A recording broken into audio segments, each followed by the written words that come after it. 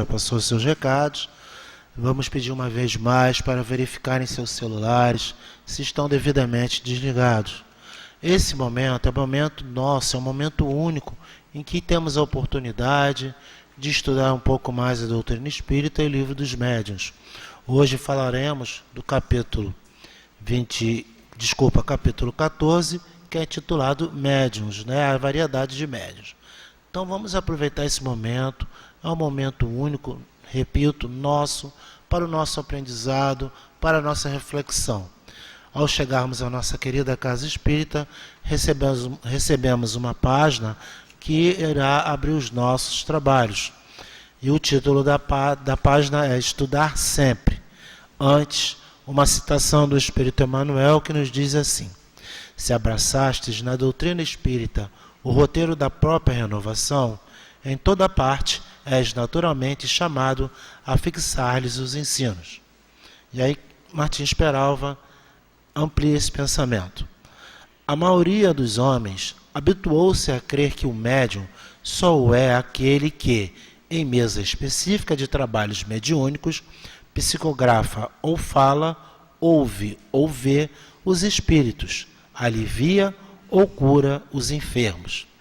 O pensamento geral, erroneamente difundido além fronteiras do espiritismo, é de que o médium somente o é aquele que dá passividade aos desencarnados, oferecendo-lhes a organização medianímica para a transmissão da palavra falada ou escrita.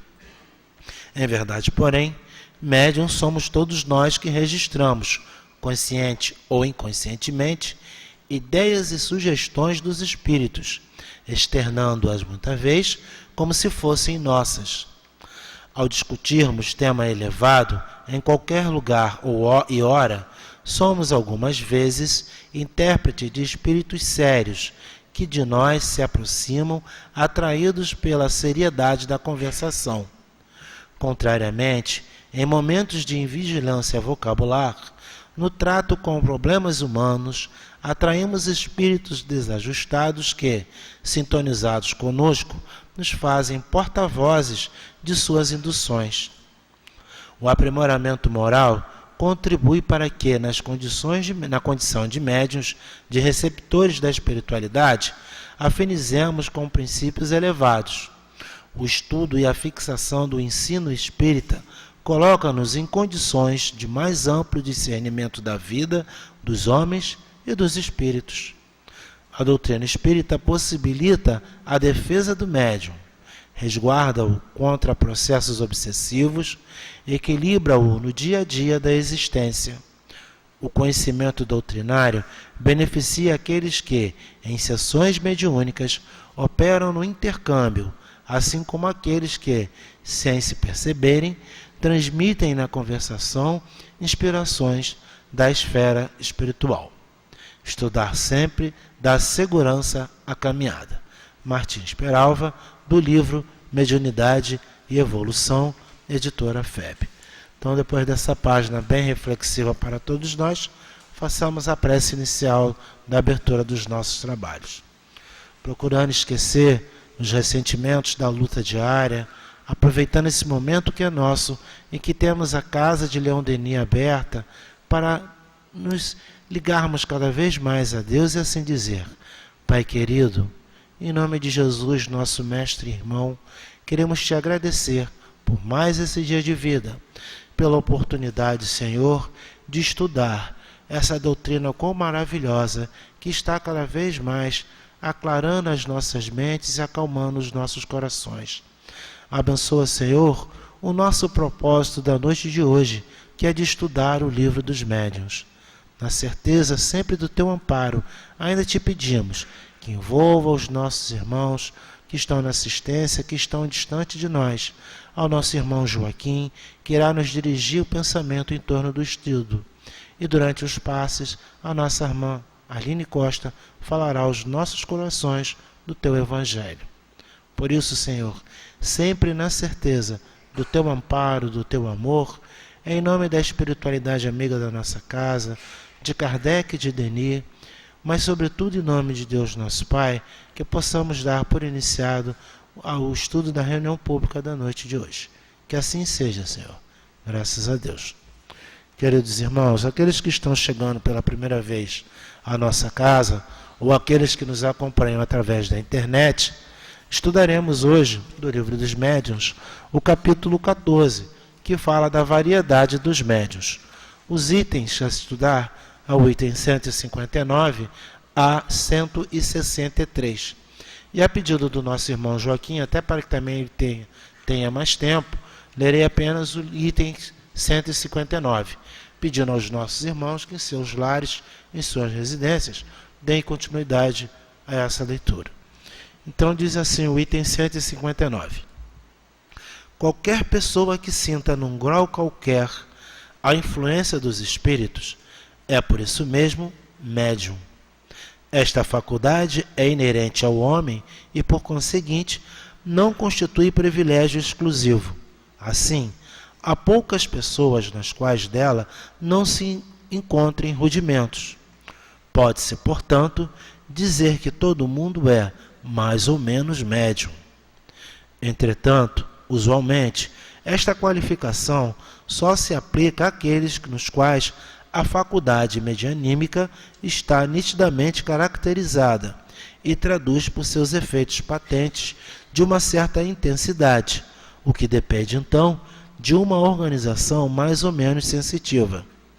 Deve-se notar, além disso, que esta faculdade não se revela em todos da mesma maneira.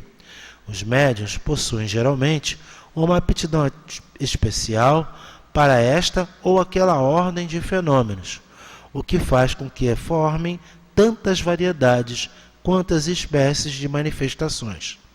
As principais são os médiuns de efeitos físicos, os médiuns sensitivos ou impressionáveis, auditivos, falantes, videntes, sonâmbulos, curadores, pneumatógrafos, escreventes ou psicógrafos. Então nós vamos parar por aqui, passando a palavra ao nosso irmão Joaquim, que Deus o abençoe.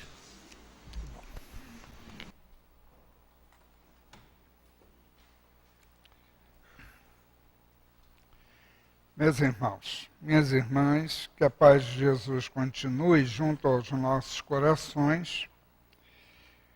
E Allan Kardec, no item 159, ele abre esse item dizendo que qualquer um de nós que sinta num grau qualquer a influência dos espíritos é por isso mesmo médium. Num grau qualquer. Evidentemente, ele cita mais abaixo a questão de todos termos, e raros são aqueles que não têm rudimentos de uma faculdade mediúnica. Mas, se nós parássemos o texto aqui, daria a impressão que qualquer pessoa que tenha rudimentos de uma faculdade mediúnica poderia arvorar-se ou entender-se como um médium ostensivo para determinadas tarefas na casa espírita.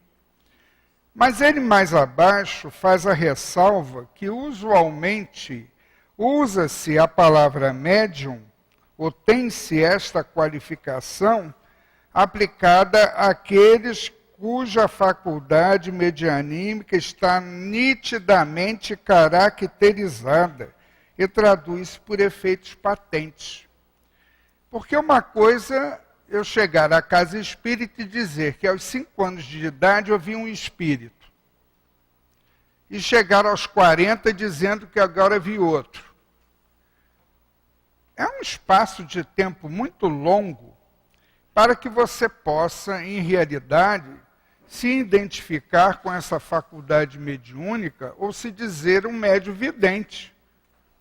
Porque quando nós formos estudar mais à frente, nesse capítulo, a questão da vidência, que não será estudada essa noite, vocês vêm na próxima semana, que a nossa irmã Deus é que irá abordar, mas nós vamos ver que para um trabalho efetivo e contínuo, é preciso que você tenha a faculdade nitidamente caracterizada e traduzindo-se por efeitos patentes, porque senão nós ficaremos aguardando durante um longo tempo que novamente se manifeste uma possibilidade mediúnica através de você. A dona Ivone Pereira era de opinião de que, quando nós nos apresentássemos numa casa espírita, após, evidentemente, passarmos por um processo de estudo e conhecimento do espiritismo, e nos habilitássemos para uma tarefa mediúnica na casa espírita, ela afirmava que achava ideal começar pelo serviço de passes.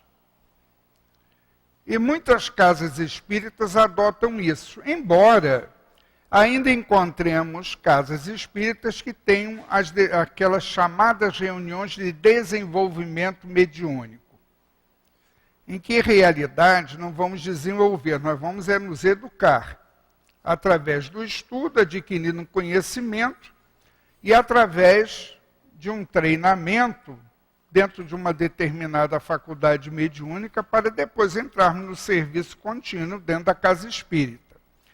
Mas ela era a favor disso. A nossa casa aqui também segue por esse caminho.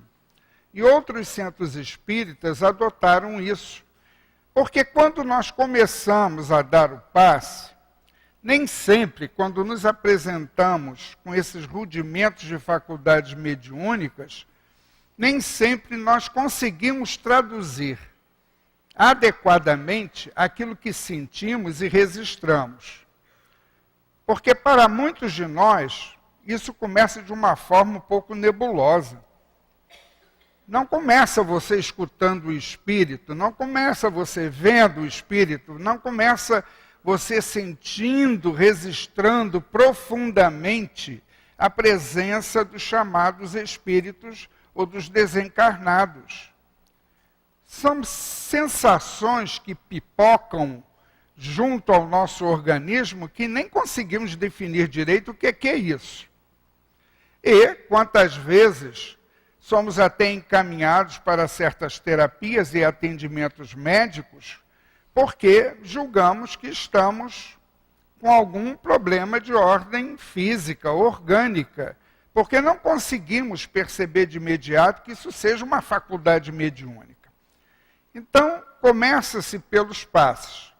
Então, nós temos provavelmente aqui uma turma que está começando, é isso? Estão aqui presentes, já um grupo aqui.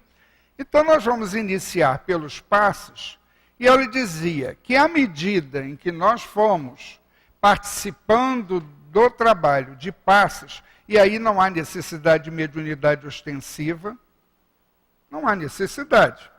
Você tem que ter uma certa quantidade de força magnética, fluido vital, para você doar, para você atender as carências das pessoas que vão receber o passe. Então você não precisa ser um médium que vai ter visões, que vai ver espírito, vai ouvir para aplicar um passe. Não há necessidade de uma mediunidade ostensiva nesse nível.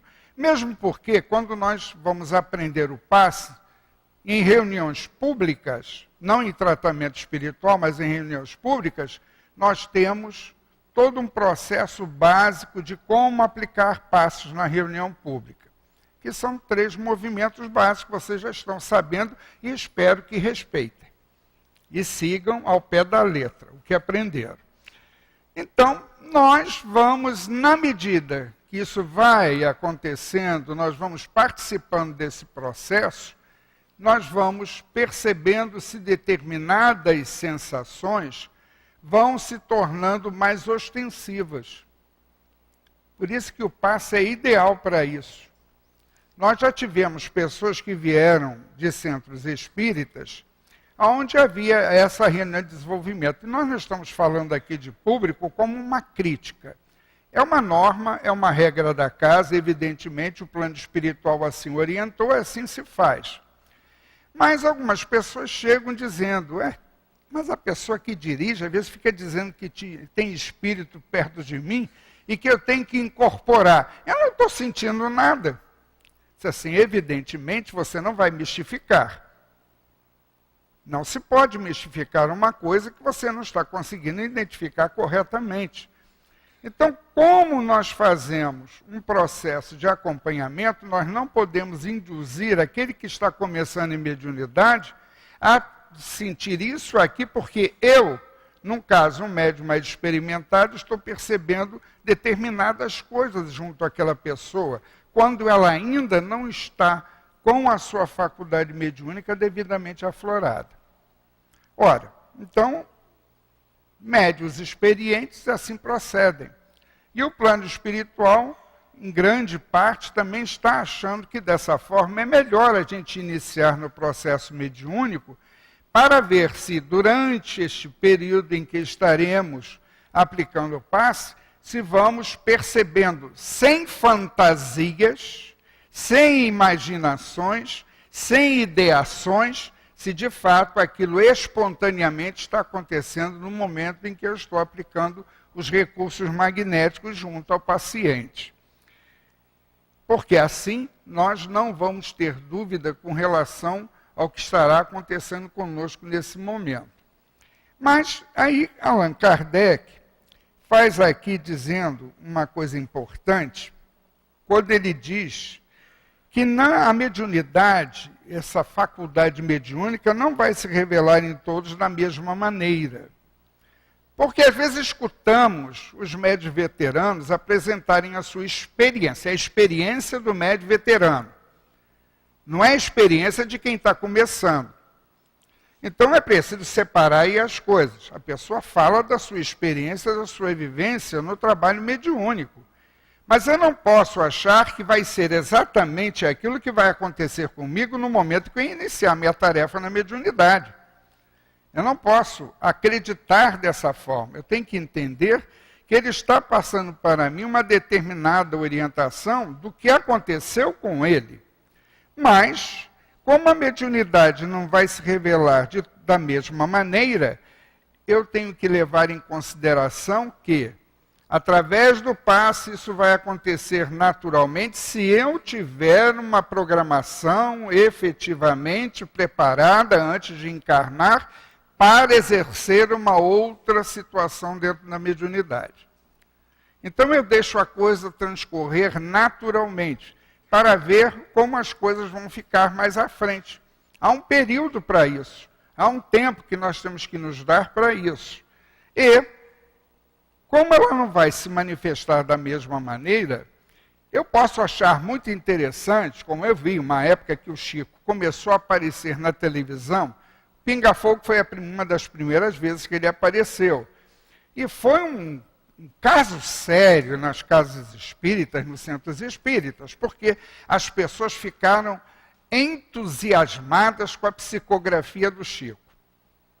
Aquele poema que veio de Castro Alves, belíssimo sobre o Brasil, quem nunca leu, procure ler, porque é muito bonito, é uma mensagem lindíssima sobre o Brasil, e as pessoas começaram a ir para centro espírita e disseram, mas eu quero aquela faculdade do Chico. Como se aqui a gente tivesse um balcão de ofertas, né? Você disse, olha, está a tanto por hora. Você pode chegar aqui que nós prometemos, olha, se eu prometer uma coisa dessa, eu estarei mistificando.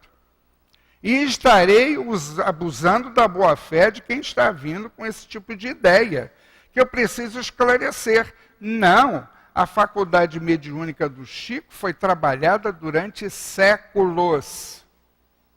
É um tipo de mediunidade que é fruto de vivência, de experiência durante o tempo.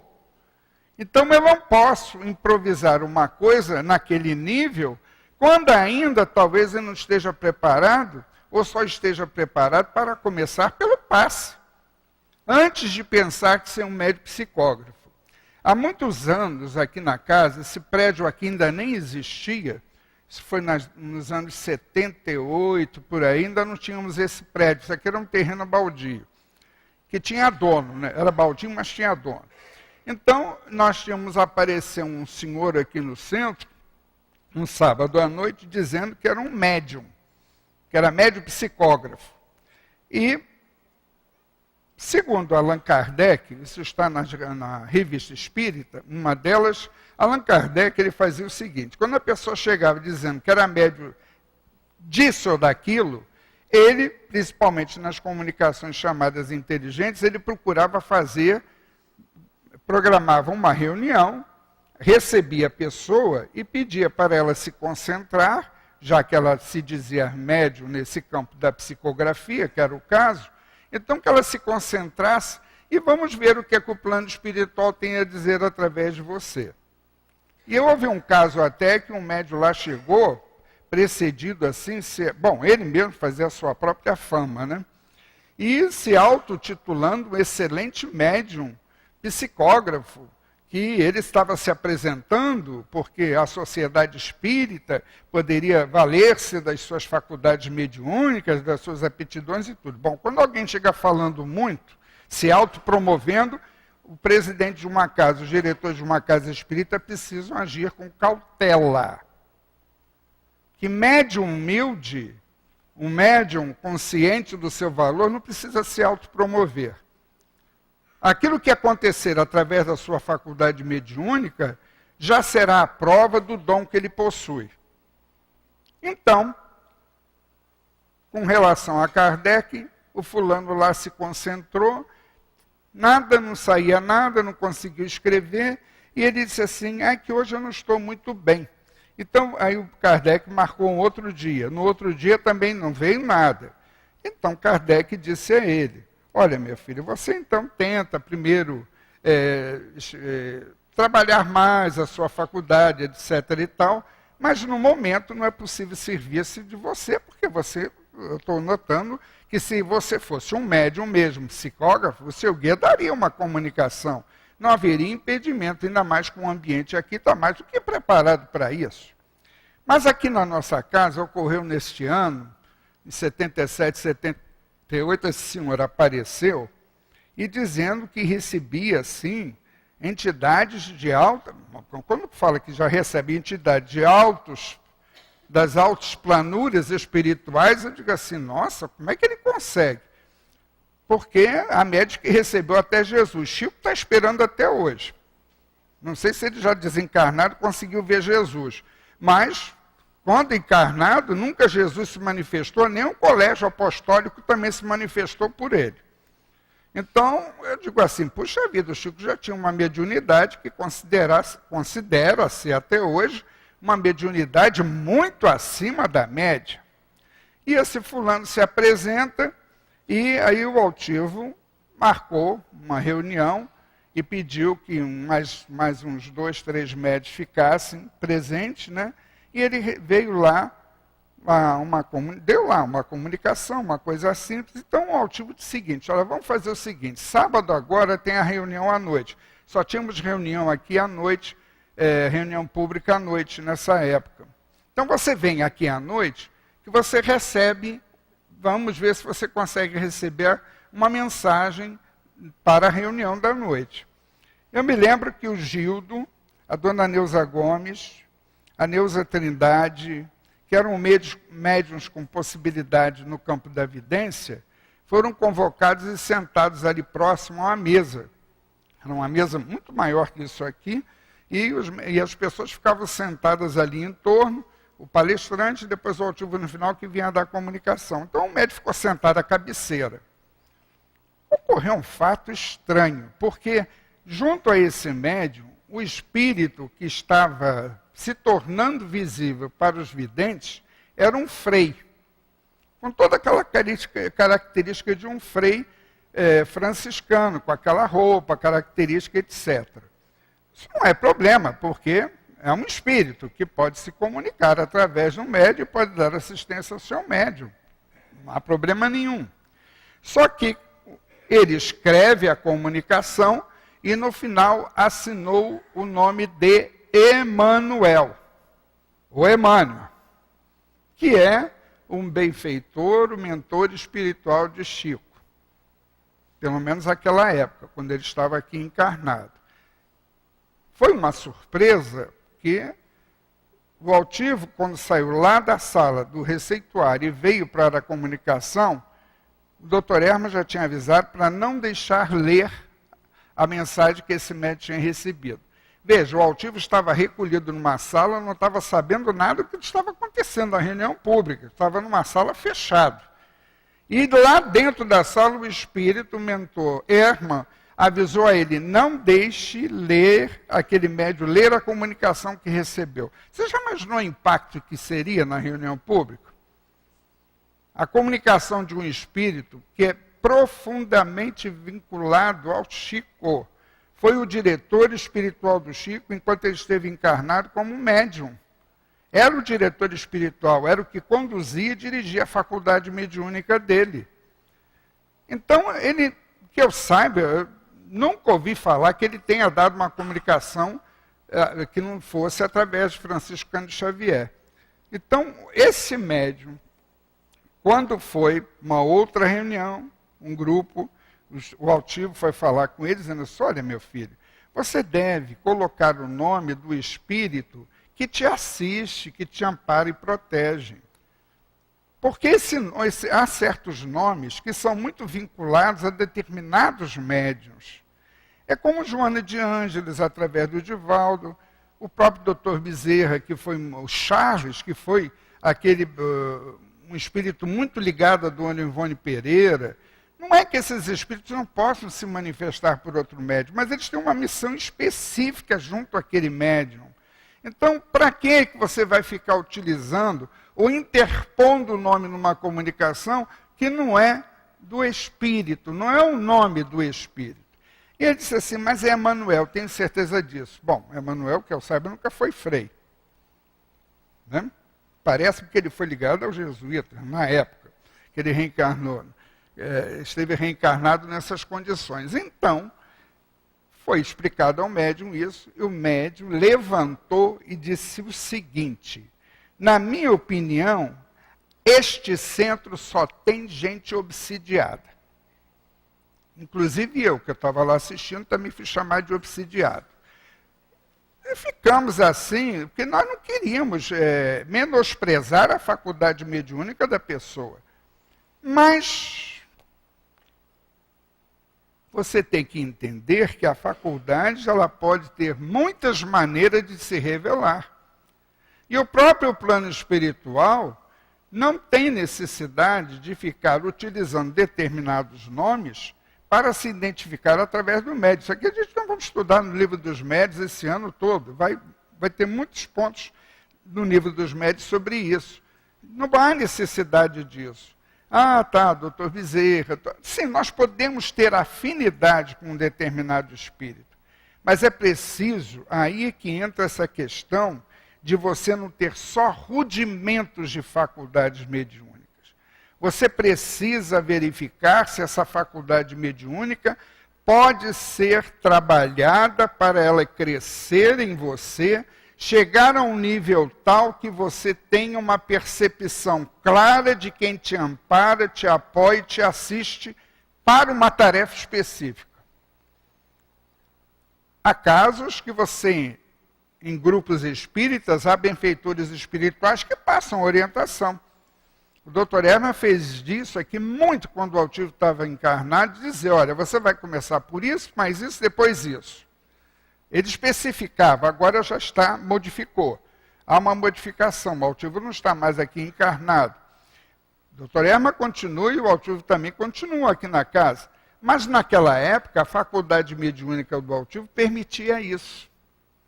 Então, se os médios que ficaram fossem tentar fazer algo parecido, poderiam se dar mal. Porque as faculdades mediúnicas não são as mesmas. Existe diferença. Ah, mas quer dizer que quando fala, se tem 10 psicógrafos aqui escrevendo, eles são diferentes entre si? São diferentes entre si. Nós vamos ver isso no estudo do livro dos médios mais lá para frente, que há diferença de um médio para outro. Há um mecânico, semimecânico, um intuitivo, um inspirado. Então você vê que já há diferença. No próprio campo da vidência é interessante que num livro de André Luiz, os mensageiros, não. Nos domínios da mediunidade, mas também nos mensageiros falou alguma coisa. Quando toca no campo da vidência, dentro de uma reunião, 4 médios reunidos, 4 deles, sobre a ação do mesmo espírito, tiveram percepções diferenciadas de acordo com as suas possibilidades. psíquicas. Porque nós não somos iguais aqui como médios. Parece assim, que fala médiums aqui, médios na lateral, médios aqui, parece que é tudo igual. Não, existem diferenças e grandes diferenças. Por isso que Kardec cita no final do 159 essa variedade. Porque ele cita, sim, as principais variedades, mas existem outras variedades de médios. Por isso que quando nós vamos estudando, nós vamos aprendendo a diferença. E Kardec incentivava o conhecimento da teoria, em primeiro lugar. Busca o conhecimento, busca a teoria primeiro para você compreender melhor o que é mediunidade, o que é ser médium, o que é esse contato através da mediunidade com os espíritos. Nós precisamos ter uma noção bem aprofundada disso, para que isso não se transforme, não vou usar a palavra pesadelo, mas poderia até se transformar num ambiente onde você não estivesse devidamente resguardado e assistido com seguranças adequadas e apoio de pessoas com capacidade para te orientar e explicar essas diferenças. Então é importante, que o próprio Livro dos Médiuns recomenda, o próprio Kardec recomenda isso.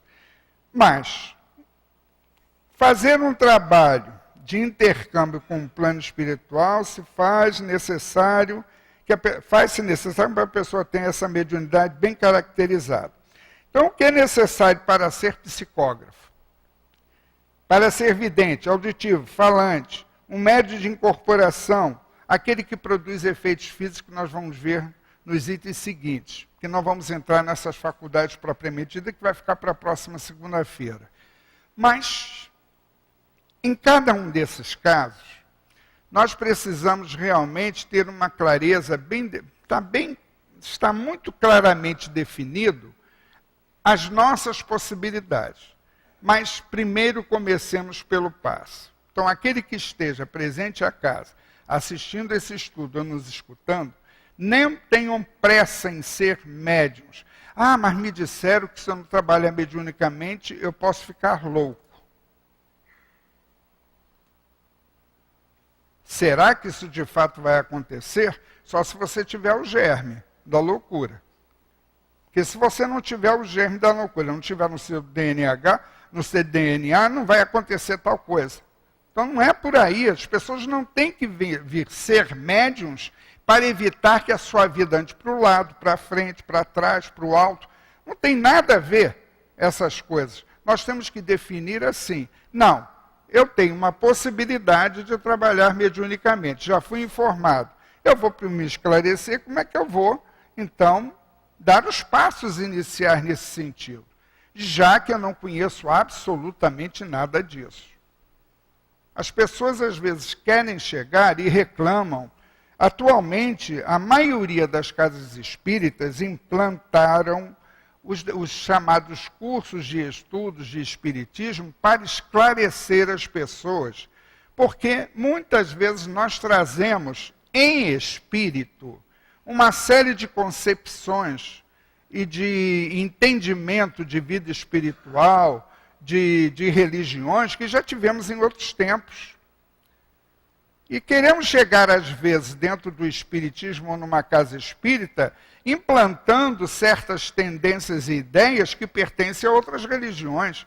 Por isso que eu preciso entender o que é o espiritismo, conhecer o espiritismo, para, evidentemente, começar a me desligar de um processo no meu passado que foi útil. Isso não foi uma perda de tempo. A experiência que eu tive em outras religiões nunca foi e nunca será uma perda de tempo. Me foi útil naquela época, mas agora estou me candidatando a um processo que vai me levar um pouco mais à frente.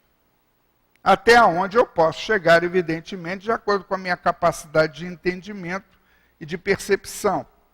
Mas, evidentemente, o ideal para nós nos candidatarmos a uma faculdade mediúnica é primeiro conhecer, entender esse processo e, de fato, verificar se eu não estou me deixando levar porque eu vi uma coisa na televisão, eu vi falar de um assunto assim num determinado programa de entrevistas, eu li no jornal, eu vi numa revista, me interessei porque assisti uma entrevista. Sim, tudo bem, isso é interessante, mas para efetivamente eu ser médium, aí, como diz Kardec, você pode ter rudimentos. Vamos ver se desses rudimentos é o ponto inicial para você ter uma trajetória dentro do campo da atividade mediúnica. Na casa espírita, nós não precisamos só ser médiums, porque senão parece que seria uma condição, uma exigência. Só trabalha na casa espírita ou fica na casa espírita quem tem mediunidade. Em realidade, não precisa de mediunidade para determinadas funções e tarefas dentro da casa espírita. Para o trabalho com a mediunidade ou dentro da mediunidade, evidentemente que nós devemos ter a faculdade mediúnica.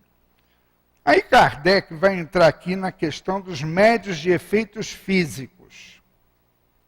E ele diz aqui para nós, os médios de efeitos físicos são mais particularmente aptos para produzir fenômenos materiais, tais como os movimentos dos corpos inertes, os ruídos, etc., etc. Podem ser divididos em facultativos ou involuntários. Muitos de nós, que hoje somos médios, provavelmente passamos por esta classificação de médium involuntário ou naturais. Por questões assim a mais diversas, não sabíamos que éramos médiuns.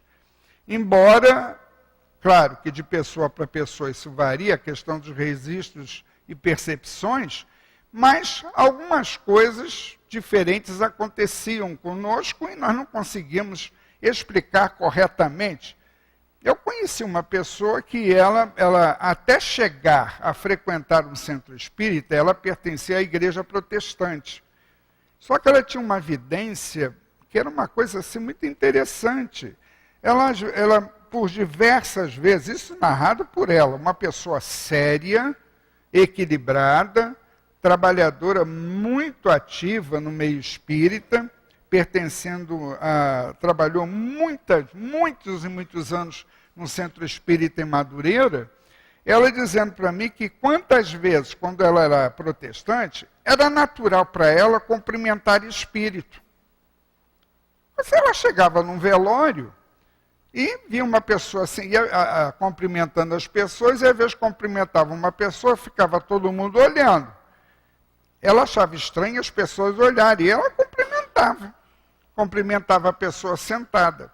E houve uma vez que ela cumprimentou um senhor sentado, e quando foi chegar junto ao caixão, era a mesma cara do defunto, era a mesma cara do senhor. O que vocês acham disso? Vocês querem ser médios videntes para passar por esses momentos?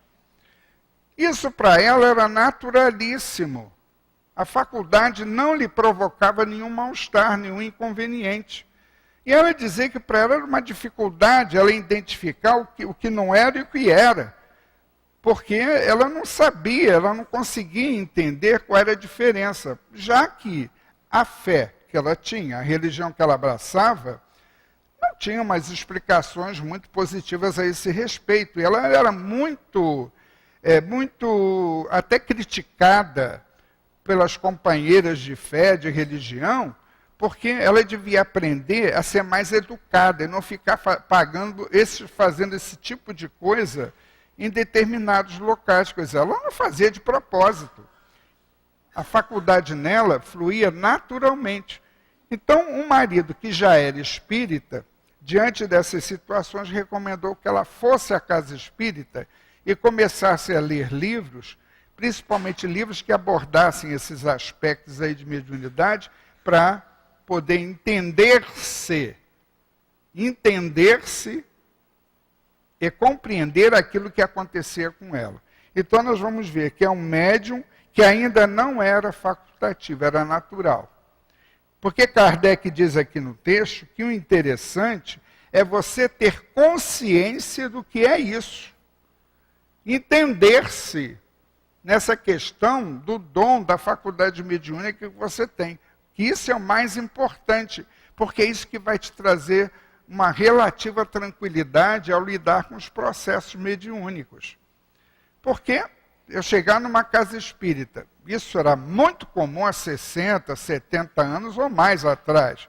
Era muito comum isso acontecer, da pessoa chegar à casa espírita e narrar assim: eu não sei o que acontece, isso e aquilo, e imediatamente dizer: olha, isso aí é mediunidade. Já era registrado assim como mediunidade, e você era encaminhado para um processo lá de trabalho, em que às vezes você não tinha a mínima noção do que era mediunidade, do que era ser médium, do que era espírito, a sua crença era uma outra, e você tinha às vezes uma série de dificuldades de lidar com isso dentro daquele seu momento.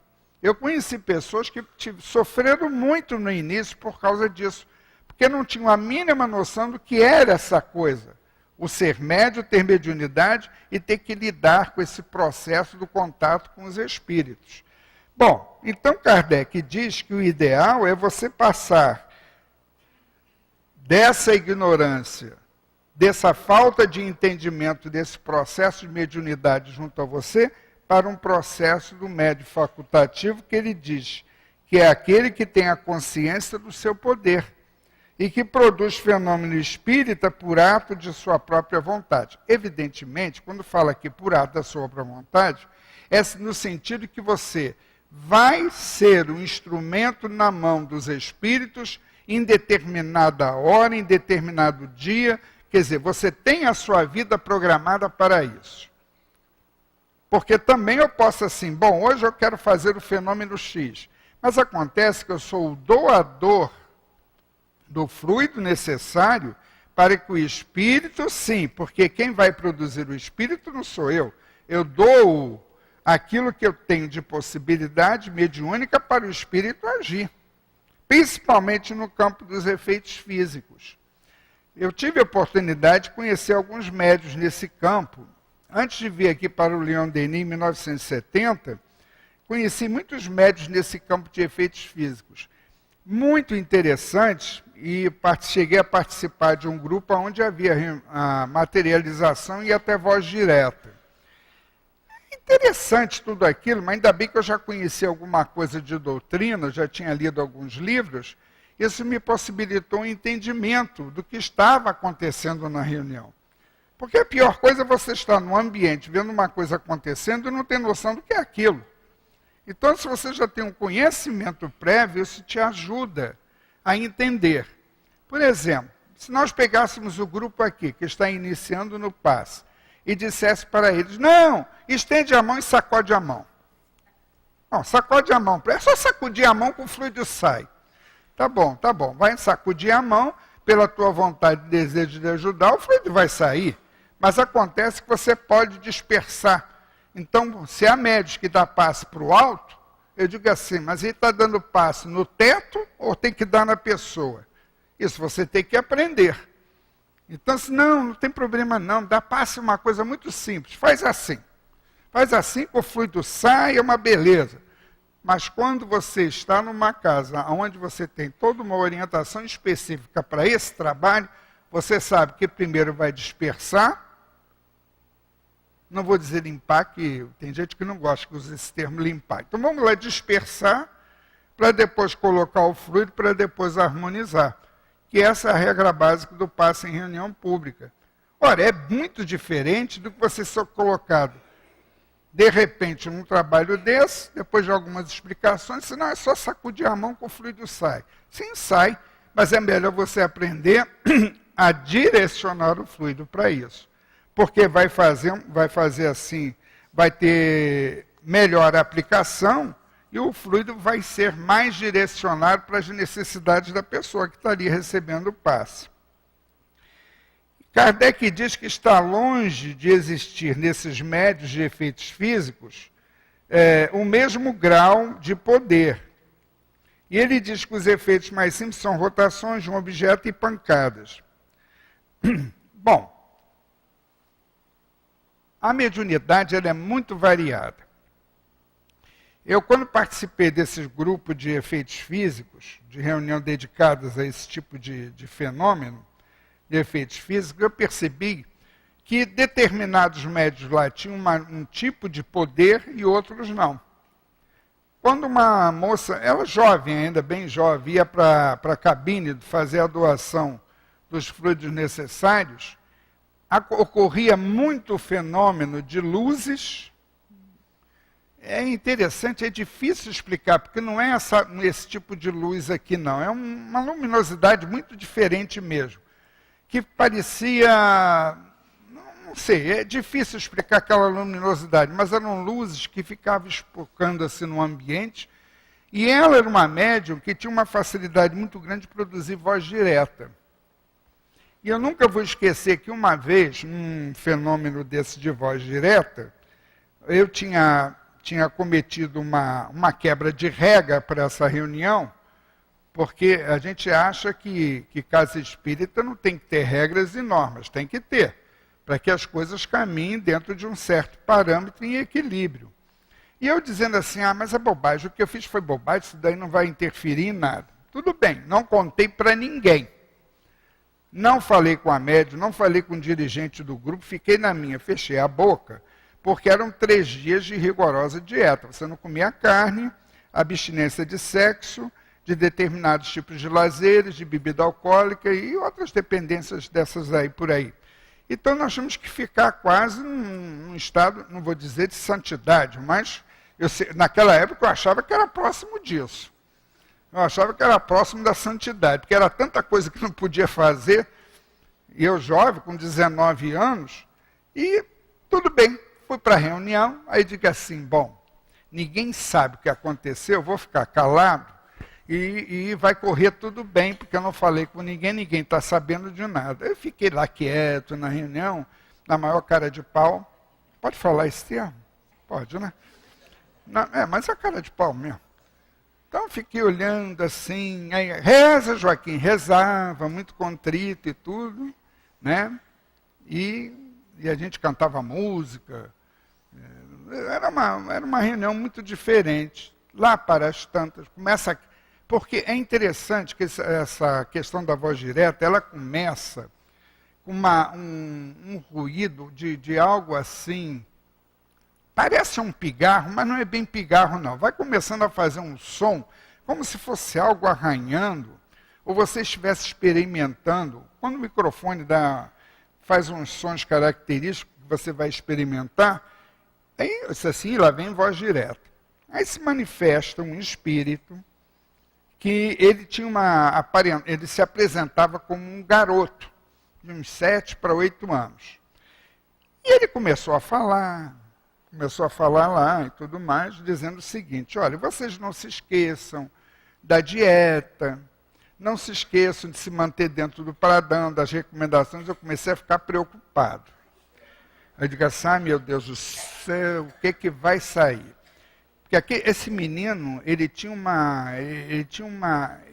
Eu não sei, eu nunca vi um garoto tão metido a se meter na vida dos outros como esse espírito. Sinceramente, porque ele tinha uma característica de ficar dando falar umas observações, assim, que a gente sabia que estava mandando recado para alguém.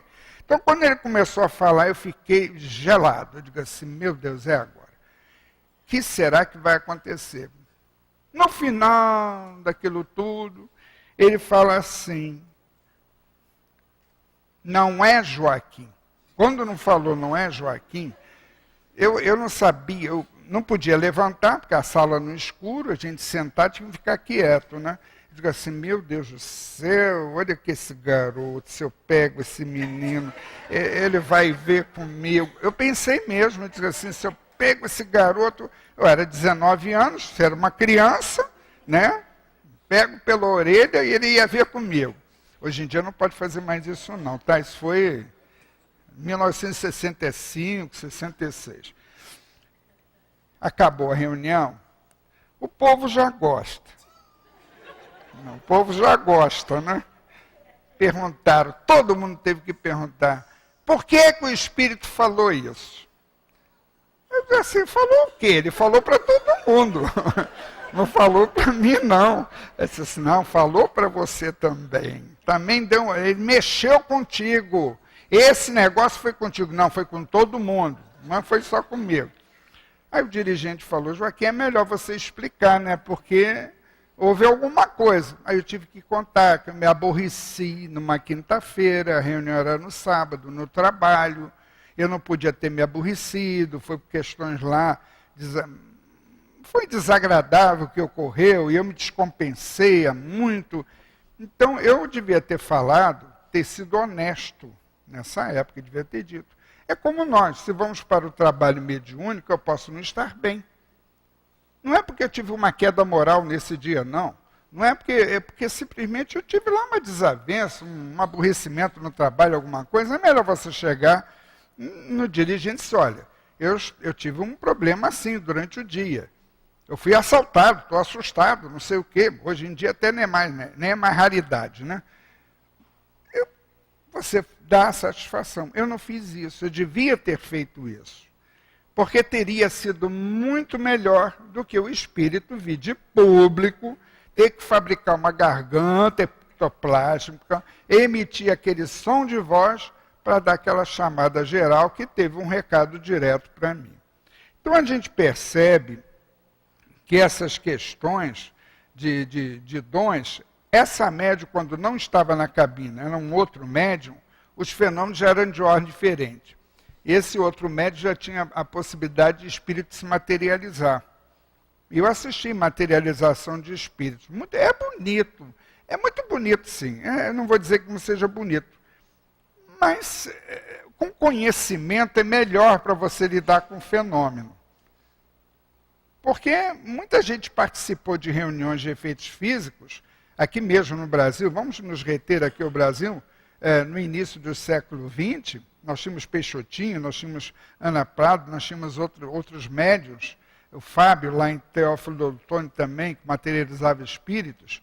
Materialização mesmo de espírito, de você tocar e sentir ali um corpo mesmo. E eu tive a oportunidade de ter esse tipo. E é interessante que nas vezes em que esses espíritos se materializaram, foram 3 vezes que eles se materializaram, eu sempre sentei em ponto de fileira.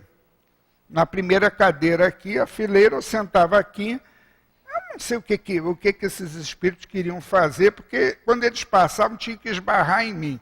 Eu nunca duvidei. Eu nunca tive dúvida da manifestação. Não sei se eles faziam isso para dizer, olha, veja, sinta mesmo, você está vendo aí o processo? Os outros rezando, eu ficava lá de olho aberto. Eu não sei por que vai rezar de olho fechado. Estava ocorrendo materialização. Ué, vocês estão se materializando, era para ficar de olho aberto, para você ver. Eu penso assim. E foi interessante esse período? Foi. Mas o que me fixou dentro do espiritismo não foram os fenômenos mediúnicos. Foi quando eu realmente mergulhei na leitura do Livro dos Espíritos. Foi isso que me tornou espírita. Porque fenômenos eu já assistia desde pequeno. Porque a minha avó era médium, e um médium assim, ostensivo, mas ostensivo mesmo, no nível de incorporação, e o padrão de atendimento dela como médium era obsidiados. Pessoas com surtos de loucura levavam lá para a casa dela para ela atender. Eu não sei quem é que teria coragem, porque iam amarrado, ela mandava soltar, desamarrar, eu não sei se eu teria esse tipo de coragem para lidar com uma situação dela. Mas era impressionante como levavam pessoas surtadas para ela atender com o guia, que era um guia espiritual que vinha e mandava soltar, e botava o pé no peito, né? Botava o pé no peito, eu sei que a pessoa não mexia dali. Isto é um tipo de mediunidade muito ostensiva. É um tipo de envolvimento da parte do espírito sobre o médium.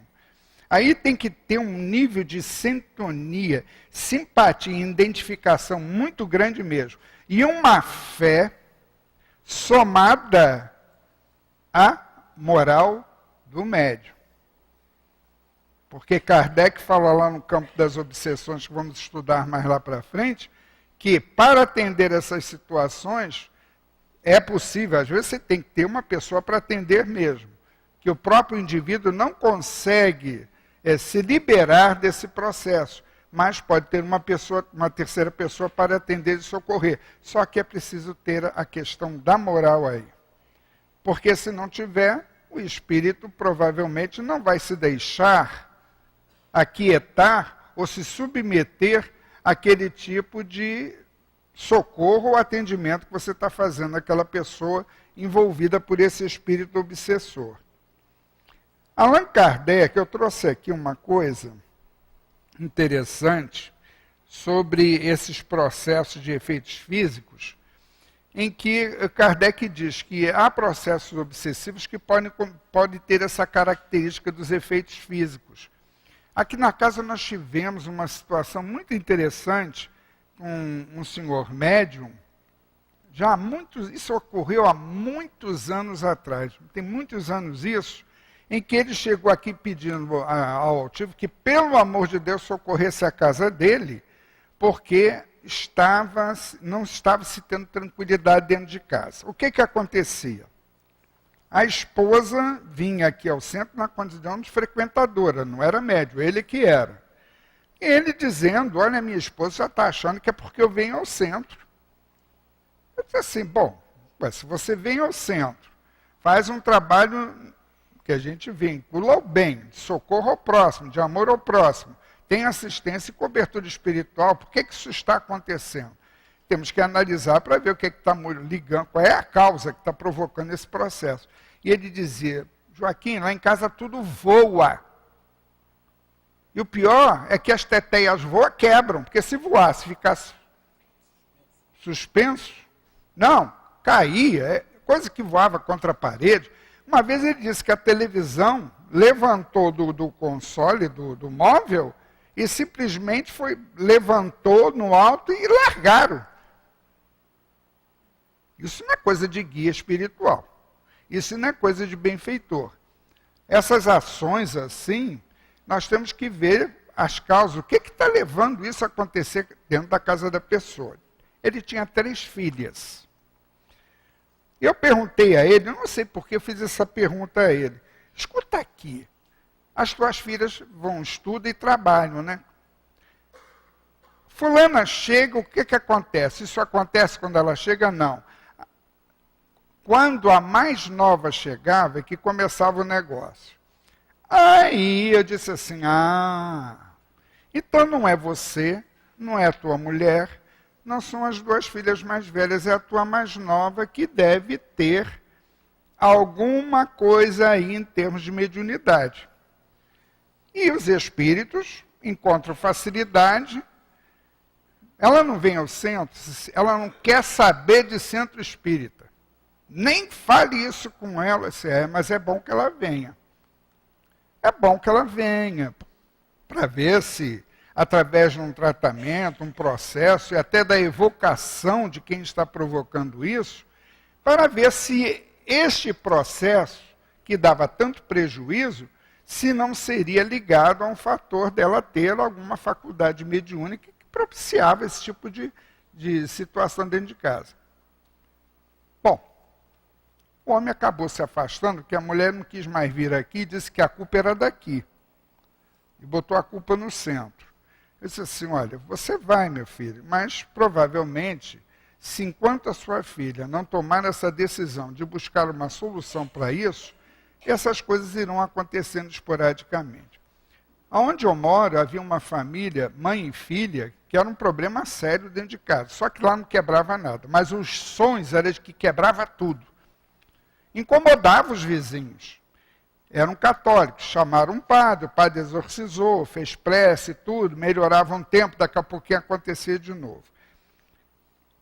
Foi tirada uma orientação para ele na Federação Espírita Brasileira, ali na Avenida Passos. Um dos diretores conhecia o marido marido dessas senhoras, e tirou uma orientação. O espírito escreveu o seguinte: não se trata de perseguição espiritual. Menos mal, não era um processo obsessivo, não era uma perseguição. Mas sim, o espírito está provocando esses fenômenos para alertá-las da necessidade delas atender à programação que tem que assumir no campo da mediunidade. E aí pegou. porque elas disseram o seguinte: nós somos de uma religião e vamos continuar nela. Não pretendemos ir a lugar nenhum. Isso levou 10 anos. 10 anos esse processo. Quem venceu? Elas. Elas venceram. Acho que o espírito cansou, viu que não ia adiantar nada continuar lá gastando o fluido, produzindo fenômenos de efeitos físicos, porque elas tinham se autodeterminado a não abrirem mão da sua convicção, que está no direito delas. Continuaram médios, só que sem uma utilidade prática. Evidentemente que eu não estou dizendo a quem está aqui presente que certas coisas que possam acontecer dentro do lar seja ligado a efeitos físicos. Nós temos que analisar, porque Kardec recomenda isso. Cuidado com portas que batem, portas que abrem isso e aquilo. Veja se não há uma causa natural que possa estar produzindo aqueles ruídos que nós possamos achar que é coisa do plano espiritual. Isso é o próprio Kardec, no Livro dos Médiuns, nos recomenda isso. O nosso tempo se esgotou. Evidentemente que na próxima semana iremos continuar com o estudo desse capítulo e esperamos que todos possam comparecer, tá bom? Para ouvir a nossa irmã Deus. Muita paz aos nossos corações, que Deus nos abençoe e fortaleça a todos que aqui nos encontramos. Nós agradecemos ao nosso irmão Joaquim por nos esclarecer e fazer o convite a todos, né? Estamos com os cursos abertos. Aqueles que desejam estudar a doutrina espírita, começando pelo livro O que é Espiritismo, é só ir no céu de 4, fazer a inscrição e começar os estudos, né? Estudar sempre. Que Deus abençoe nosso irmão Joaquim. E passamos então agora para a segunda parte dos nossos trabalhos, que se consiste o passe. Durante os passes, a nossa irmã Aline vai falar do capítulo 27 do Evangelho segundo o Espiritismo, que é pedis obtereis. Os itens 18 a 21, da prece pelos mortos e pelos espíritos sofredores. Então, o item 18 nos diz assim: a prece é implorada pelos espíritos sofredores. Ela lhes é útil porque, ao verem que se pensa neles, sentem-se menos abandonados, são menos infelizes. A prece, porém, tem sobre eles uma ação mais direta: reanimar-lhes a coragem, provocar-lhes o desejo de se elevarem pelo sentimento, pela reparação, e pode desviá-los do pensamento do mal. É nesse sentido que a prece não só consegue aliviar, como abreviar os sofrimentos. Então vê o livro Céu e Inferno, segunda parte, os exemplos. E o item 21. O homem sempre sofre as consequências das suas faltas. Não há uma só infração à lei de Deus que não tenha a sua punição. O rigor do castigo é proporcional à gravidade da falta. A duração do castigo para qualquer falta é indeterminada. Ela está subordinada ao arrependimento do culpado e ao seu retorno ao bem. A pena dura tanto quanto a persistência no mal.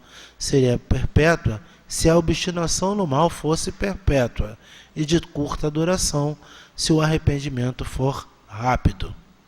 Desde que o culpado peça por misericórdia, Deus o escuta e lhes envia a esperança. Porém, o simples remorso pelo mal cometido não é suficiente. É preciso a reparação. Eis porque o culpado é submetido às novas provas nas quais ele pode, sempre por sua vontade, fazer o bem em reparação pelo mal que praticou. O homem é assim, incessantemente, o árbitro da sua própria sorte. Ele pode abreviar o seu suplício ou prolongá-lo indefinidamente. Sua felicidade ou a sua desgraça depende da sua vontade de fazer o bem. Essa é a lei imutável e de acordo com a bondade e a justiça de Deus. Então nós vamos parar por aqui, pedindo que os senhores terminem de fazer essa leitura, que é muito importante para todos nós em seus lares. Agora os médiuns irão se colocar junto aos nossos irmãos da assistência para a aplicação do passe. Não dê importância a essa movimentação que necessária se faz, mas vamos procurar já fazer as nossas preces íntimas, pedindo a Deus que nos abençoe, nos oriente através dos nossos guias. Lembra daqueles companheiros, parentes e amigos que porventura estão afastados, estão com algum problema também, que possam ser envolvidos nessas vibrações de amor e de paz. Não pensamos só por nós, pensamos também por aqueles que não puderam comparecer à casa espírita, aqueles que atravessam, estão nas suas lutas, né, para que possam sair dessa encarnação o tanto melhor quanto aqui chegaram.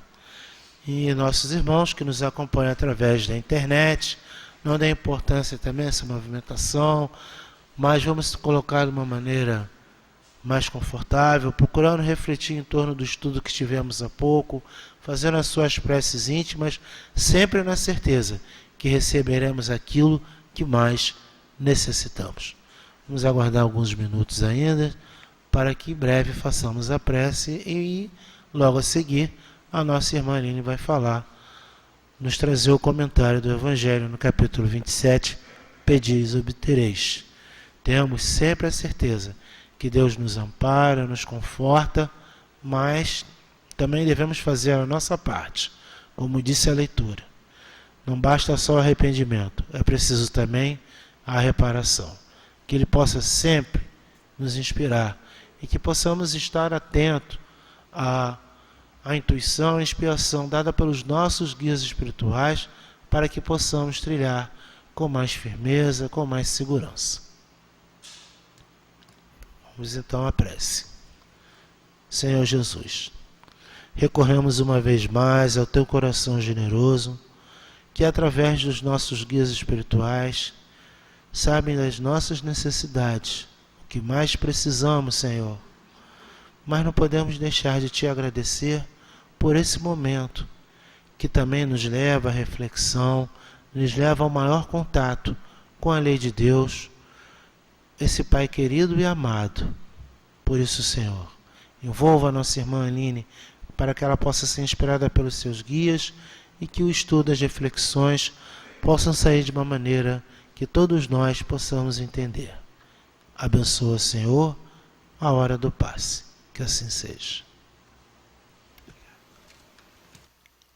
Graças a Deus, que estejamos receptivos ao bem que nos é direcionado nesse momento. Envolvidos em amor, reflitamos. O Evangelho da noite de hoje vem nos falar a respeito da prece pelos mortos e pelos espíritos sofredores. A prece é um ato de amor. Será que deixamos de nos amar simplesmente porque mudamos de domicílio espiritual? Será que não temos saudades das pessoas com as quais convivemos?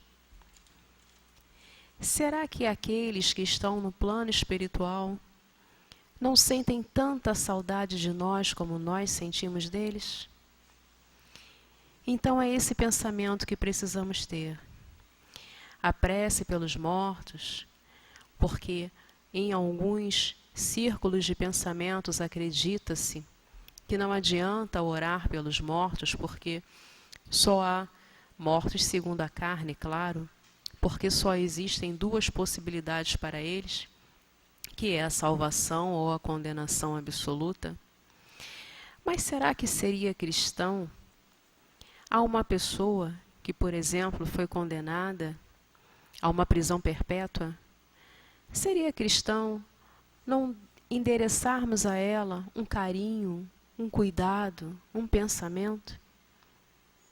Mesmo que ela estivesse bem, será que não poderíamos ainda endereçar-lhes o nosso amor? E essa prece, meus irmãos, chega a todos os corações como um grande bálsamo. Que felicidade podermos despertar no plano espiritual como o sentimento de uma prece que chega e envolve-nos em luz, em pensamentos que vão nos auxiliar a continuar a nossa caminhada, nos trazendo iluminação, nos trazendo esperança, nos auxiliando ao arrependimento e ao redirecionamento no caminho do bem. Da mesma forma, para os espíritos sofredores, que acalento numa oração. Quanto bem pode chegar e fortalecer uma alma que necessita nesse momento de amparo, não de crítica, não de julgamento, mas de fortalecimento, para que possa se recuperar do equívoco, ter um novo direcionamento em sua encarnação e daí recomeçar. Porque o sofrimento ele dura apenas o tempo que a alma leva para retornar ao caminho do bem. E o quanto uma prece nesse momento pode auxiliar. É aquele bafejo, é aquele sentimento de estarmos envolvidos pelas pessoas quem amamos. É o sentimento de estar seguro. Então, é claro que durante uma prece, nós também somos vistos, assim como aqueles a quem endereçamos o pensamento. Os dois lados percebem a influência do bem, o sentimento de amor, que vem do Mestre Jesus, que a todos nós envolve, consola e ampara. É essa lei que nos une, irmãos em Cristo, lei de amor. Então, como os seguidores do Cristo, que nos declaramos já, é um ato de caridade, é um ato de fraternidade, envolvermos a todas aquelas pessoas que cruzam o nosso caminho, amigos ou às vezes adversários por um certo tempo, em vibrações de amor, em vibrações de paz. Então, sempre que pudermos, orarmos por aqueles que já mudaram de domicílio espiritual, porque com certeza, na hora em que emitirmos um pensamento de amor, endereçados a eles, eles perceberão, se alegrarão e terão forças renovadas para seguir adiante, mais determinados em compreender essa lei que é de amor, de justiça e de caridade. Não podemos eliminar infrações, não podemos eliminar as penas. Toda infração à lei de Deus exige reparação, mas podemos fortalecer, podemos dar o amparo para que essa alma um dia possa, como todos nós, recomeçar. Muita paz a todos os corações. Graças a Deus, Senhor, ao que te damos nesse momento. E te pedimos, Senhor, que fortaleça o nosso ideal em crescer, em estudar, em refletir em torno da doutrina espírita, em torno do teu Evangelho. Obrigado, Jesus, por ser nosso modelo e guia, por se dedicar a cada instante a nós, aos nossos guias, os nossos benfeitores. Muito obrigado.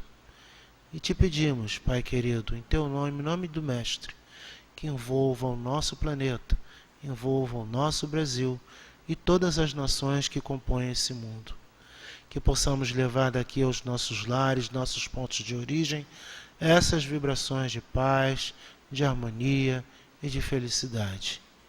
E em teu nome, Jesus, em nome de Allan Kardec e de Leon Denis, mas sobretudo em nome de Deus nosso Pai, possamos dar por encerrada a reunião pública da noite de hoje. Que assim seja, graças a Deus. Meu irmão, boa noite, bom retorno aos seus lares, uma boa semana.